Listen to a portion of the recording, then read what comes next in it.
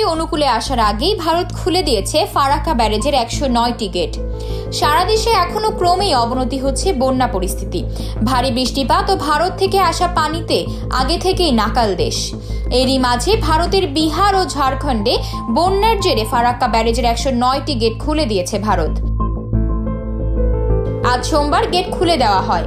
এতে একদিনে বাংলাদেশে ঢুকবে 11 লাখ কিউসেক পানি। বাঁধ খুলে দেওয়ায় বন্যার আশঙ্কা তৈরি হয়েছে পশ্চিমবঙ্গের মুর্শিদাবাদ সহ বাংলাদেশেও। বন্যা পরিস্থিতি ও পাহাড়ি ঢলের বিষয়ে আগে থেকে বাংলাদেশকে তথ্য দেওয়া হচ্ছে বলে ভারতের পক্ষ থেকে দাবি করা হয়েছে। সোমবার ব্যারেজ কর্তৃপক্ষ জানায়, প্রতিবেশী দুই রাজ্যে বন্যার জেরে পানির চাপ বেড়েছে।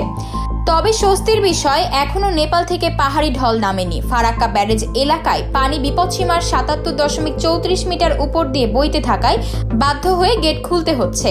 সেক্ষেত্রে ফিডার ক্যানেলেও পানির পরিমাণ বাড়ানো হয়েছে।